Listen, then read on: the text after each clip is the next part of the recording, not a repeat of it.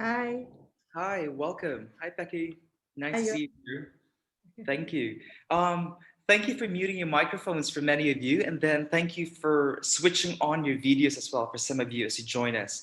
It's really for identification and online safety, but also we would like you to engage in our conversations today. A lot of the things that we're going to do today will really involve a lot of checking back in, a lot of chat cascade, and probably some conferences and conversations. So we would like you to get really engaged the same way your kids are when they do asynchronous learning and synchronous learning at home. So to get us started, what I'd like for you to do is just to connect. Part of our chat cascade is to introduce ourselves in the chat box and write what you look forward to in this session this afternoon. Also, while you're doing that, please be reminded that this session is will be recorded. So write down your names and who's in the chat today.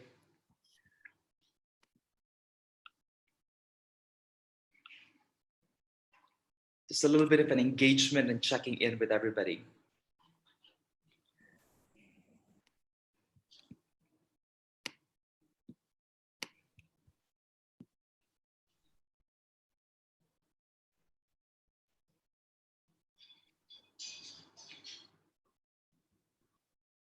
Welcome to those participants here, grade 4 and 5 parents who just joined us this afternoon. Please do introduce yourself in the chat box and write what you look forward to in the session today.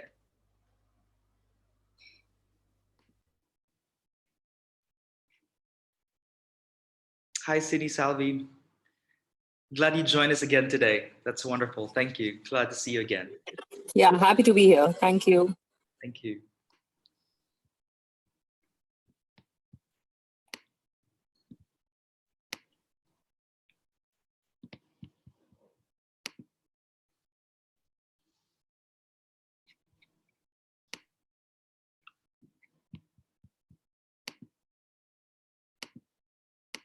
Nice to see Sarah again as well here.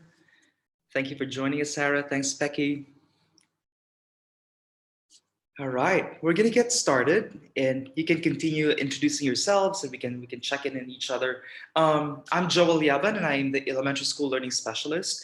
And joining me today as a moderator is our elementary school teaching and learning coordinator, Paige. Hi, welcome. Glad you could join us today. Back to you, Joel. Thanks, Paige. We will look into the purpose, meaning, and relevance of our workshop lately. Really, Paige and I have designed some of these workshops for us to be able to explore resources to engage your child in critical discourse across math and literacy. Some of you have attended Paige's workshop yesterday and on Wednesday. And this time around, our focus really is on literacy. And primarily, it's on providing, conferring with children at home. We will also explore strategies and dispositions for learning that will help your child to succeed. I know there's also a ton of resources at the ES Parent Learning Connection at ISKL. And so some of you may have accessed that before. And so we will revisit them today because there are resources for you that you can use to support your child at home. As we move on, we also need to reflect and go back to some of the assumptions we hold here in this workshop. We know that it's not only because of the pandemic, but also because of the global mobility, the movement of families from one international school to another, from one life journey to another. We know that there's a shifting landscape of learning. Our environment is changing, and we know that learning can happen anywhere. And so think about this workshop not only to support your child during continuous learning, but think about this workshop as really an opportunity for you to support your child all across their educational career. We are our children's learning coach. Not only teachers, but also parents. We're partners, and this cognitive and emotional support that we can provide all together for our kids at home and at school. Also, another assumption that we hold is that whatever we demonstrate, whatever mindset or dispositions we have about learning, adults serve as model learners for children. So the way we perceive math, the way we perceive reading, the way we model what we perceive about reading and writing, really is something that kids can pick up with us. If they see us reading, they will read. If we develop a culture of reading at home, they will also do the same. So those are some of the assumptions that we hold that are important in our conversation today. So our focus will zoom in right now, and I'm just checking a little bit of the, we also have Waraporn here and Aiko, welcome. Thank you for joining us. So today's learning is really to focus on understanding the why of conferring. What is conferring and what it is not. We will explore some intentional and practical structure that will support you and your readers and writers at home. This is really a kind of pedagogy or process that we use in the classroom and that can be transferable also at home. So we'll look into that one today. In our conversation today for the next 45 minutes, think about this one as a safe and respectful learning environment where we can all learn together. So as a learner today, I'd like you to take personal accountability for it. I'd like you to take risk, engage with others in our conversation today during breakout sessions. And I know there are only around 10 of us, and so we might not be able to have a breakout session, but what we can do is we can have a conversation all together in the chat room. I'd like you to respond and ask questions in the chat. You make mental connections as well. Some of the things that happen to you at home, and you can make that connection and bring it into the conversation. And after the workshop today, I'd like for you to be able to apply some of these learning when conferring with readers and writers at home. All right, so that's a little bit of our guidelines for this afternoon. So this is really a conversational, engaging process for all of us. So let's begin to dive deep into the purpose of conferring.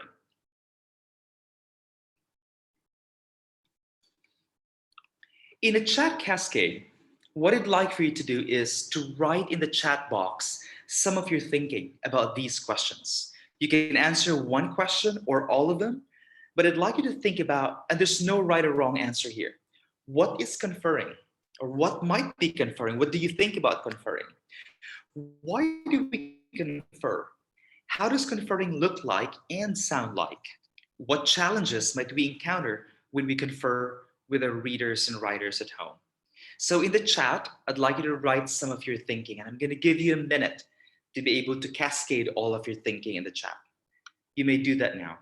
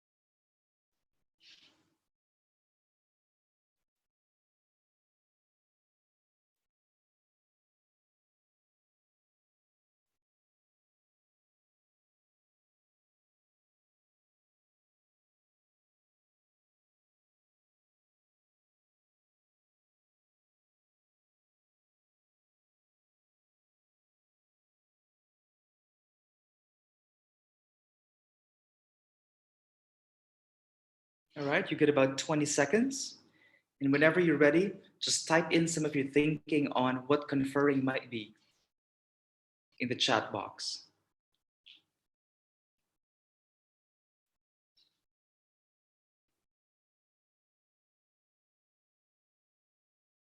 Yeah, thank you, Sarah. We confer to better elaborate our thinking. Absolutely. Expanding those thinking to challenge our thinking, to confront the diversity of thinking amongst ourselves and with our kids as well. Yeah, it's about engagement. You really have that one. It's about engagement, Cindy. Engaging in the discussion. Discussing, exchanging opinion, conference should be mutually respectful. Yes. Thank you, Becky. It's really about that interaction and nurturing relationships with our kids when we confer with our kids. Thank you for your engagement on that. So we'll move on. And that's really great to be able to dig deep on that. Many of your thoughts really resonate to a lot of these definitions that we have. Conferring really is where the magic happens. It's the heartbeat of the literacy block. And that means it's also the heartbeat of what you do at home. When kids read and then you confer with them, it's really that whole engagement. Because when we confer, we understand our children's identities as readers and writers. And what does it mean when it comes to identities? It goes beyond who they are, their culture, or their interest. It's really about what they do as readers and writers. What are their frustrations? What are their aspirations? What do they love to do? What are their interests? Who do they want to write about? What do they want to write about? So many of those are part of children's identities as readers and writers. And when we get to know that, we're able to tailor a lot of those support and needs because we have the understanding of who they are as readers and writers. The second part is really it promotes genuine engagement as opposed to just compliance. Compliance is not a bad word. Compliance, we comply. We have deadlines, requirements, and kids need to submit them on time. But also, we want to provide that kind of level of responsibility that kids really take ownership of their learning because they have that relationship with you and with adults at school. Conferring develops independence, voice and choice, and autonomy in learning. They take ownership of that. And I think that's really one thing that's really important for that one.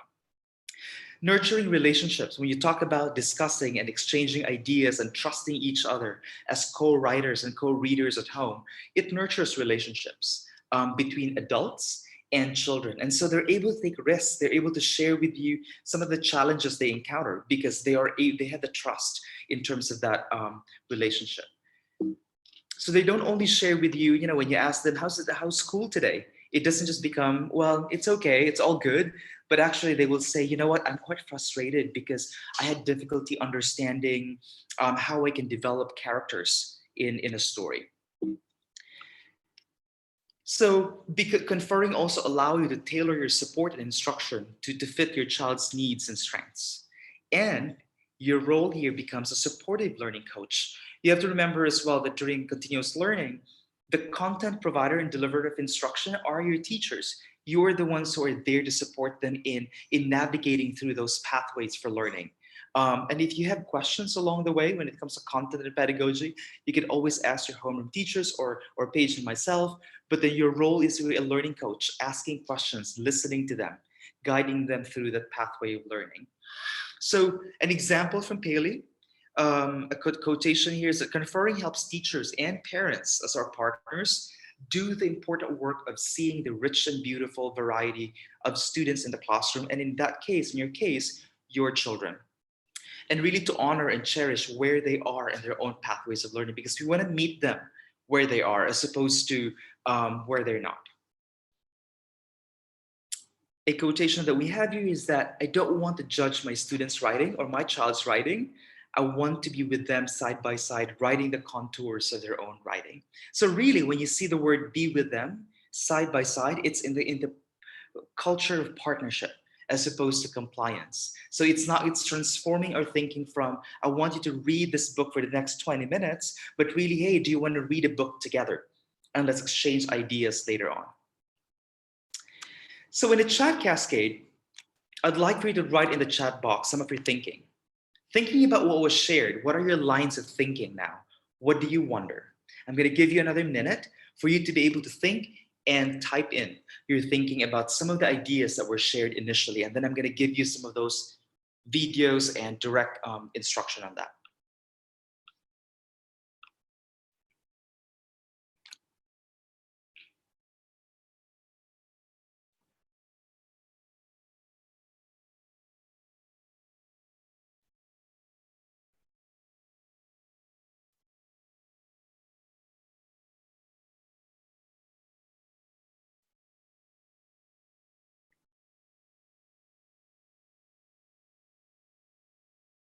Some of you might begin to wonder what might be the kind of questions we ask. How do we ask those questions to really elicit those responses from children?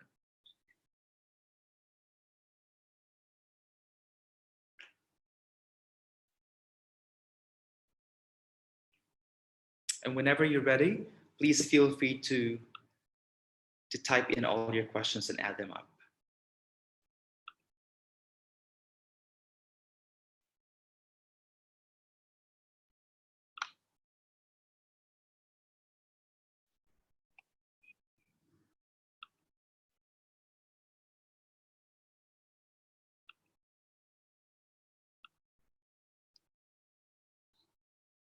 Hi, Corey. Thanks for joining us. Welcome.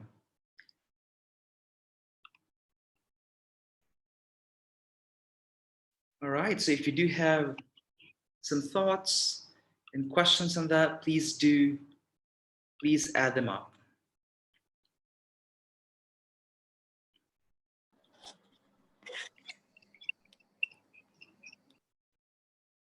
Hi, Sonia, welcome and thank you for joining us. All right, so there are no questions for now. There are no wonderings. And so I'm going to move on and hopefully that will begin to just jot down some of your questions for later. All right, so here's a resource from Carl Anderson, who is an expert on conferring. And one of the questions that he usually begins to ask is, how's it going? What are you doing as a reader or a writer today? So instead of how's school today, there's more clarity in some of those questions. When you ask how's it going, it really implies a lot of process. Now, through that question, there are two tiers in there. One thing is that what you learn about your students and what your child learned about you. So thinking about that, when you ask how's it going in an overarching question, it really tells you, you will learn a lot about your students about their interests, what they think about their lives in the world, their personalities. These are things that we learn from them, their history as writers, how writing goes for them. And most importantly, some of their mistakes and their frustration levels, their attitude about writing and what they like to write about. At the same time, when you do conferring with kids, they also learn things about you. And what they learn from you is that you care about them as people and learners. And it's safe to talk to you about their writing and that you're intensely interested in them as writers. And you have a lot of writing expertise as well as your personality. So really, it is a reciprocal process where your child learns so much from you, not only as parents, but also as learners yourselves. Because that's one of the assumptions that we have, that our kids grow in the kind of environment, of learning environment that we provide for our children. So if we are reading, we are being intentional about the way we learn, they can also see that from you. Carl also highlighted one really big idea about conferences. They are conversations. And in this conference, there's a point to them. One thing, what the point is, we confer with readers and writers to help them get better.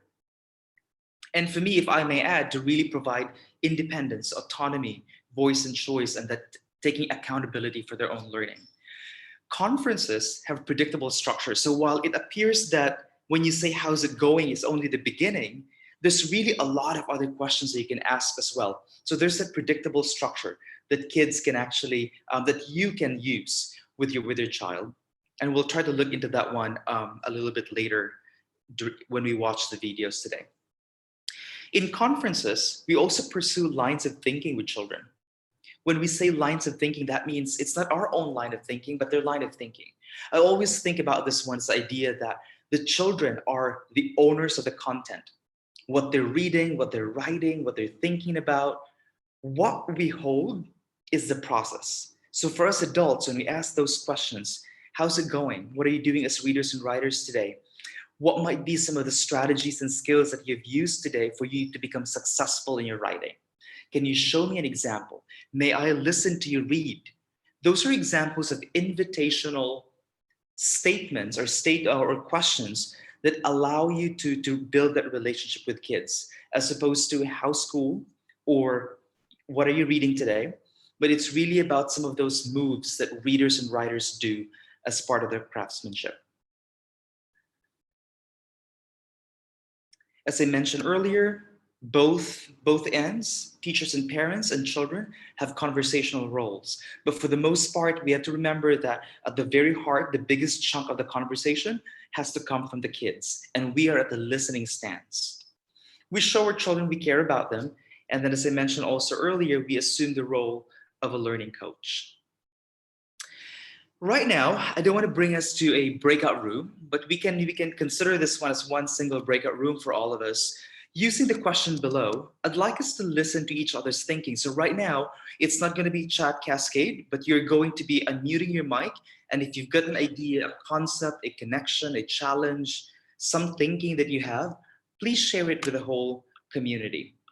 There are only 12 of us, so take risk and share some questions and ideas that you have related to what I shared earlier.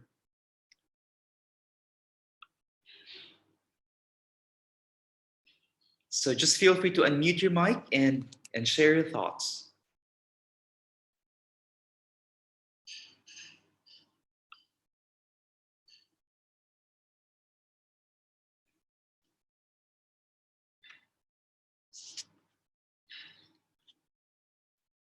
And like in the classroom, we provide some waiting time and thinking time for all of you. So have a thought about it. What are some of your thoughts right now? What are you becoming more aware of?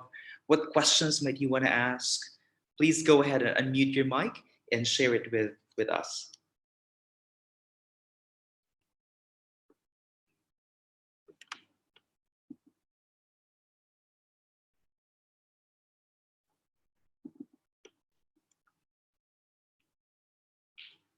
Anyone?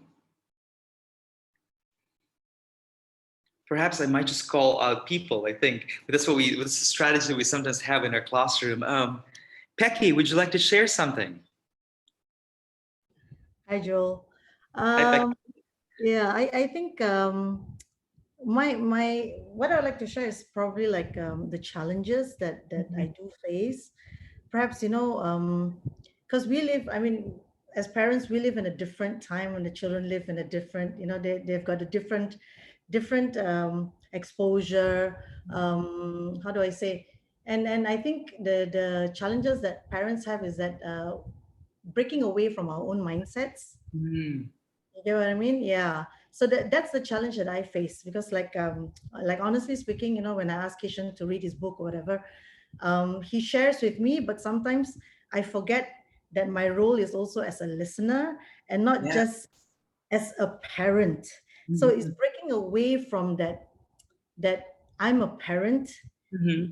you're the child, and trying to make it mutually respectful, trying to make it, I'm trying to build a more how do I say, an equal platform for that. That's the challenge I think that I face, building that equal platform between me and my child when it comes to discussing about books, about daily routines, about what goes on, his interests and everything else. Yeah, so that's one of the challenges that I face. Yeah. Thank you for your insight, Becky. That's really so valuable. You know, the whole idea of reciprocity is that whole idea that you flatten that whole power balance or power imbalance in that conversation.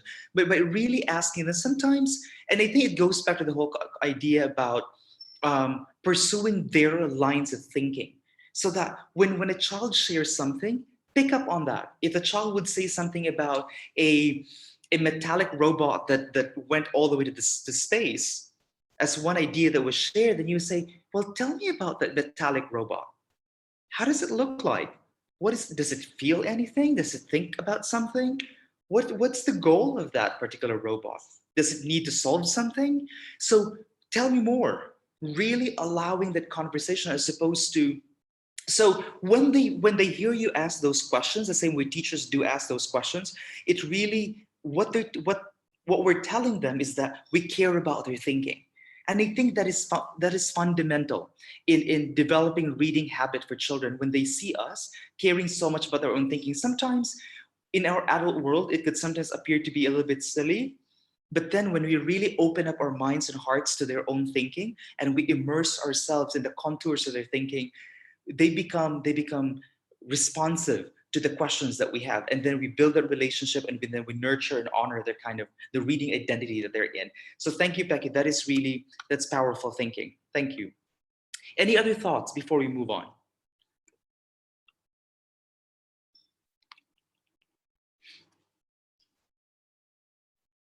All right, so I'll move on to the next. What we're going to do right now is we're going to watch a conferring video. And what I'd like for you to do is to notice and name important characteristics of a conference. So you will see a couple of videos. One is with Ian, and the other one is with Justin. And this is by Jennifer Saravello, who's one of the experts in conferring. And I'd like you to really notice what conferring is and what it is not. So begin to jot your thinking or think about it while you're watching the video, and then you're going to share your thinking in the chat later today. I'd like you to really just notice what Jennifer is asking. How is she asking questions? What types of questions did she ask?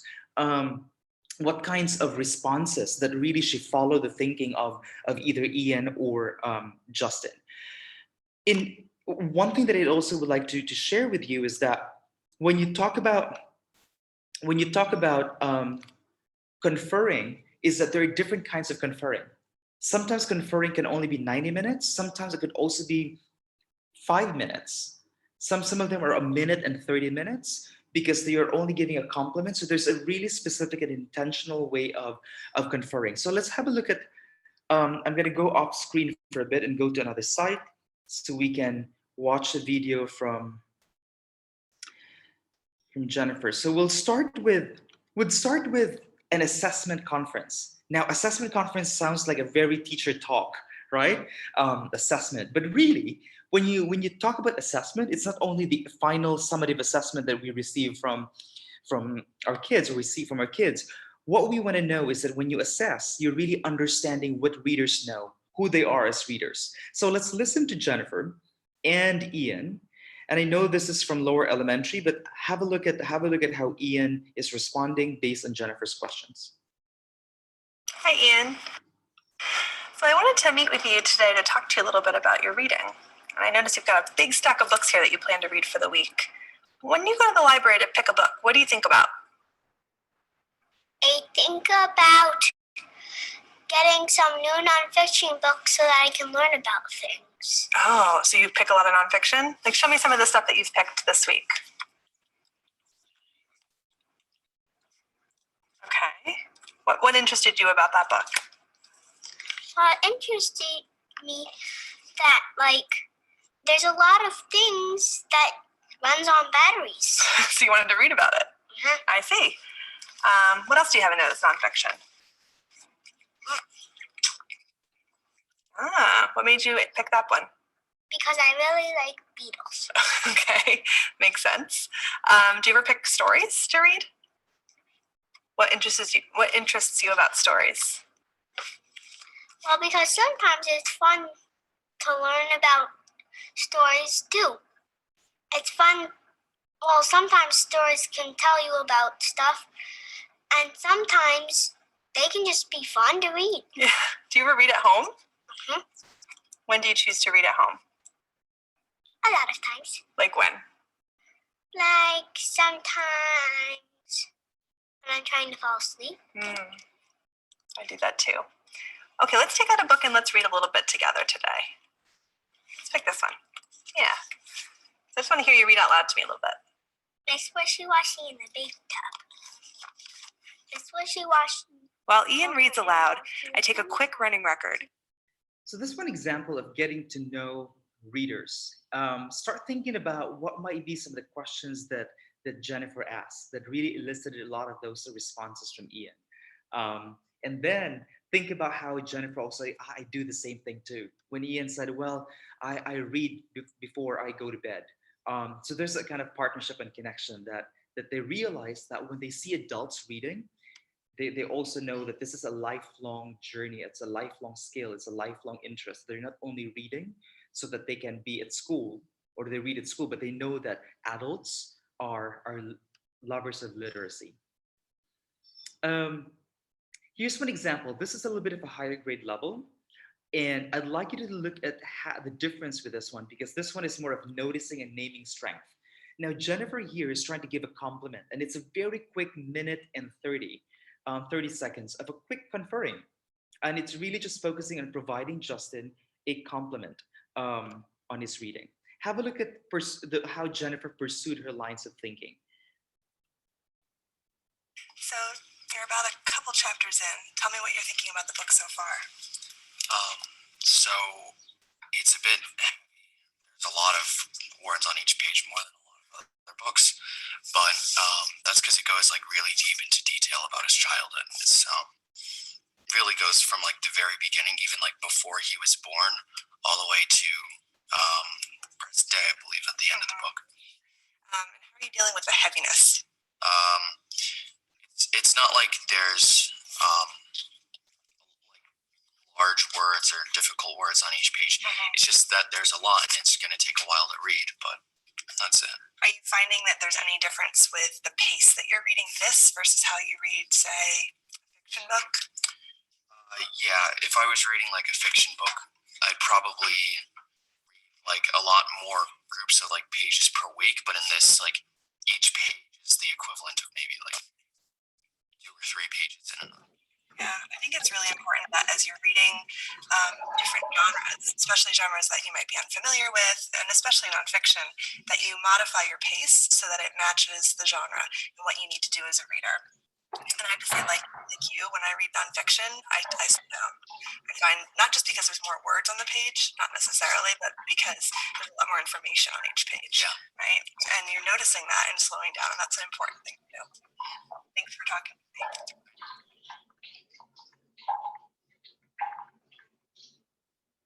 All right.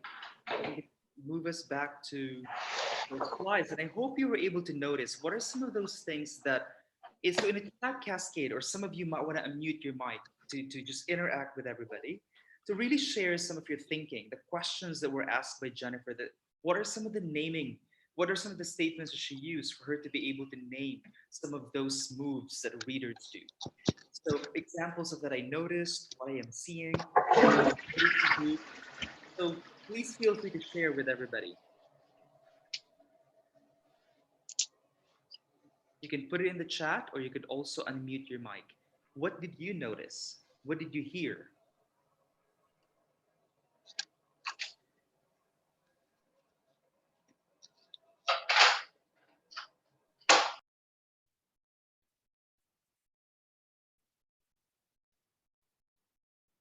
Anyone? Probably Sarah or Cindy Salvi.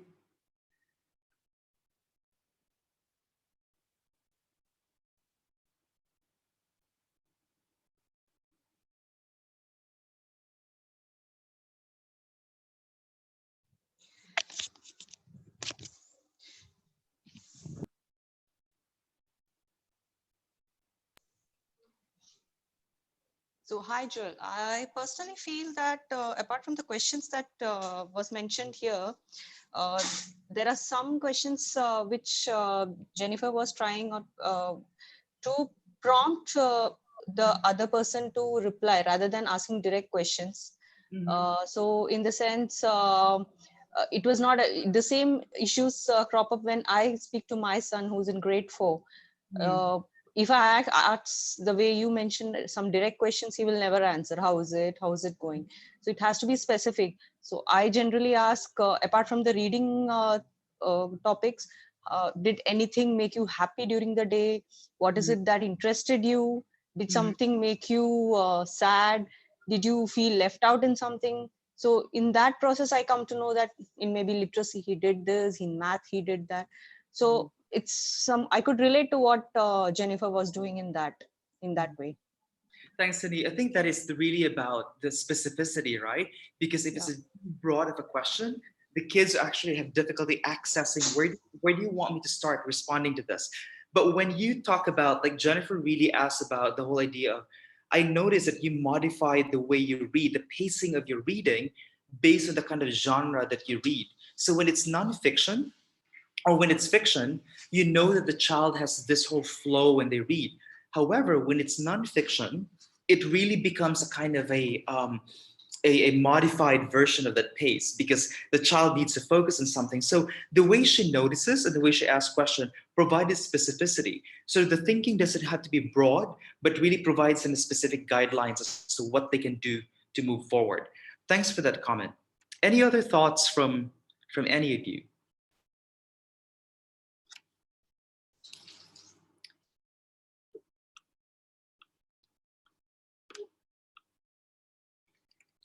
So as we move on, I'm going to show you examples, and probably these are some of the guidelines as well that you can probably, or structures, intentional, predictable structures that you can look into. So basically what conferring is, it's a conversation with a student, with your child. It's a time to really personalize that instruction, to make it specific for them. If it's about pacing, if it's about their interest, if it's about their the way they match their illustration with their writing, then you dig deep on that and you focus on that, because the kids would actually gain more by that specificity as opposed to giving them a wide range of different feedback. So it's a time to really offer some guided practice and feedback, a time for students to work. Sometimes conferring is also a parallel work where you can do both work together. And what it's really not a pop quiz. It's not a time to reteach. It's not a time to make random off-the-cuff remarks. It's not a time to do extensive modeling. Here's one thing that I can show you, and I'm going to teach you this. Because when you do that, you're not conferring, because you're actually doing all the talking instead of the child who's leading the thinking and the talking and the conversation, and we are at the listening stance. It's not a lecture, so it is really a conversation. So here's one example of a compliment conference, and this particular structure was used by Jennifer with with Justin. So she asked questions, she observed, she looked at student work. For the most part, she was really asking questions and observing and listening to the thinking of the child. And then the second part is that she decided to choose one strategy that the student is using. She focused on that. Oh, I've noticed that you are trying to modify your pace. That was a strategy that she decided to talk about. And then she complimented. She offered the student elaborated feedback. So here's what you do. When you change different genre, you really modified your pace. And then she thanked Justin for that, and then she really provided that compliment. When you provide a compliment, make it also specific, that when you talk to your kids, you could say, can I give you a compliment? And then you give out the compliment, because by amplifying it, making it a big deal, it really provides a kind of motivation for children to read. Examples of that would be, can I give you a compliment? What I notice in your own drawing is that it really matches your illustration. What I notice about your main idea is that it's supported with 3 important details. And each of those details really are connected, they're relevant, they're not unrelated. So that's one example of what you can provide the compliment with. Can I give you a compliment? Here's another compliment I could share with you.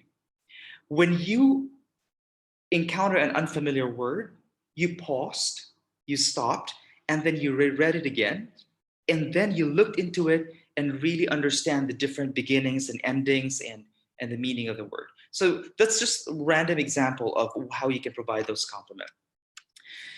The next part is that there are different structures here as well. A partnership conference.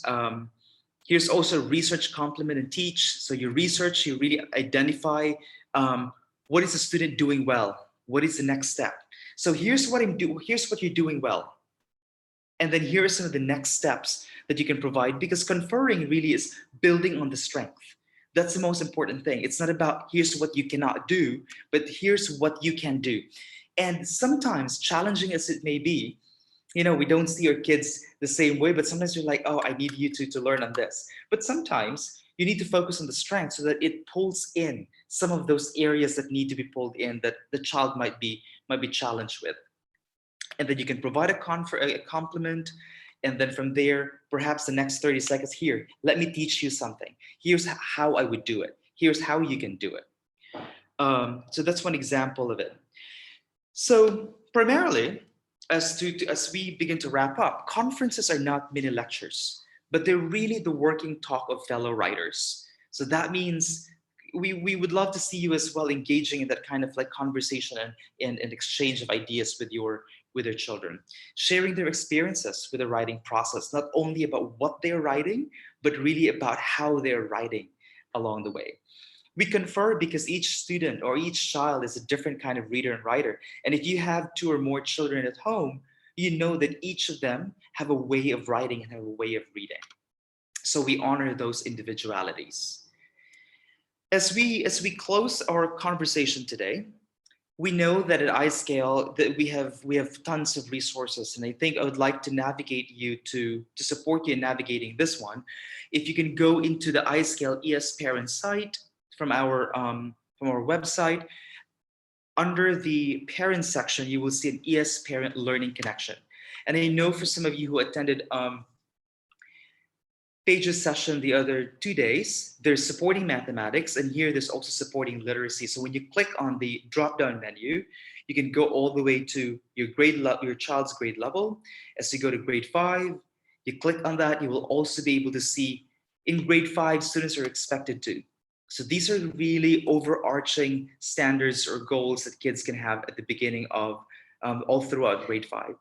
And you've got all the reading units here, and you also have all the writing units in here, and it has the same content, the same structure with different contents specific to their own. So for instance, in grade 5 right now, they've got tackling nonfiction, and there's also journalism that's happening in second semester and second quarter. So when you click on tackling nonfiction, you'll be able to see an overarching sort of goal for this unit. You've got parent tips, you've got online resources, you've got vocabulary that you'll be able to see right here.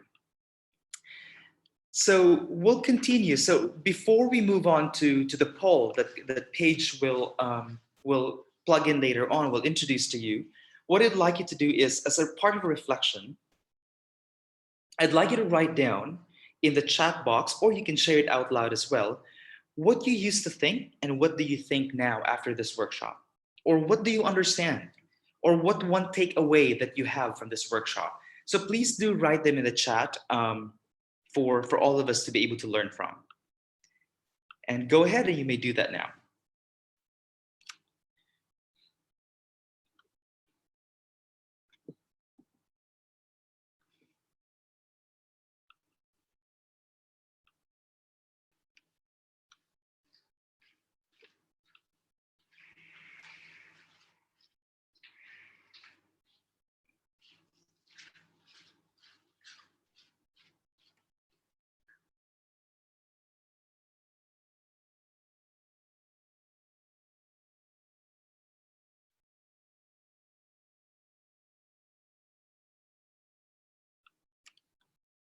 Yeah, thanks, Becky, for your response on that one about the questions used by Jennifer.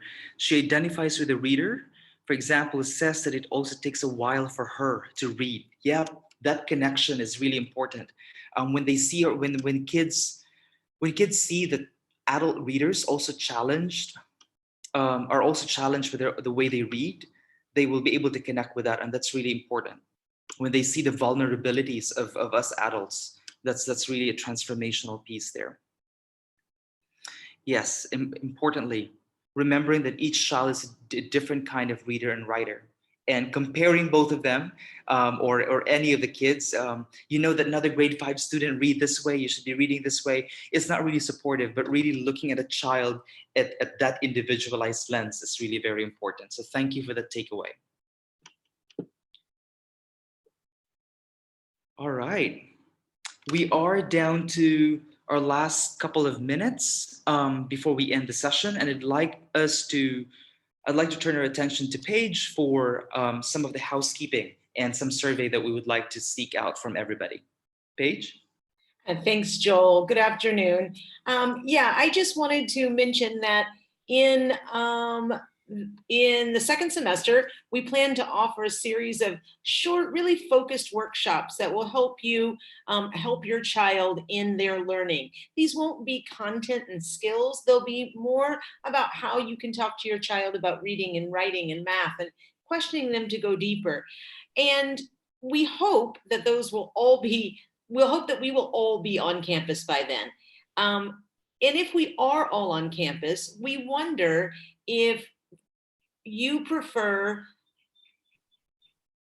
parent learning workshops that we're conducting, if you prefer them in person, or would you rather stick with a virtual format? So if we could ask you to just really quickly in the chat, there's a poll. All you have to click is either in person or virtual. And we'd just like your feedback on that.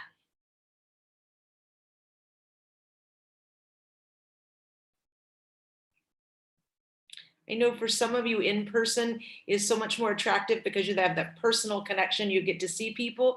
But I also realize that for some of you with your time with the time that you have with jobs and family, that short virtual might be better for you. So thank you for filling that out. Thank you. Back to you, Joel. Thank you. Thanks, Paige. Thanks for responding. It's really always like a quick balance in there. Sarah also noted here, spending more time to confer properly with my children. I think time, Sarah, is really very important. I know in our the busyness of our lives really can take over, but I think time is really important when we build that connection, because it is valuable and worth it when we do that one at home. So thank you for all your comments and feedback. We look forward to seeing you in our future parent learning workshops. Should you have questions, you know that on a daily mail that you receive from Julie, you will see curriculum support there, and our emails, both Paige and myself, are all there. And so parents, thank you for all that you do for your kids, for your children. We're here to support you. There's also a final comment here from Ping. I used to think conferring is showing and guiding, and now I think it contains a lot more. So, Ping, there's so many other strategies that we can still share with you about conferring, and I think this will give us a bit of a guideline based on your feedback about what might be some of the future parent learning that we can share with you. And it looks like conferring and really being intentional about the different structures might be some of the things that we can share with you as parents. Asking those questions as well, asking techniques in the video and daily life with kids. So thank you, Ping, for sharing all of those. Really, thanks for your comments and feedback. And then we will wrap this up, and we look forward to having you again soon. So thank you, and have a great weekend, everybody. Yeah, hi. Thank you, Joel. Thank you, Paige.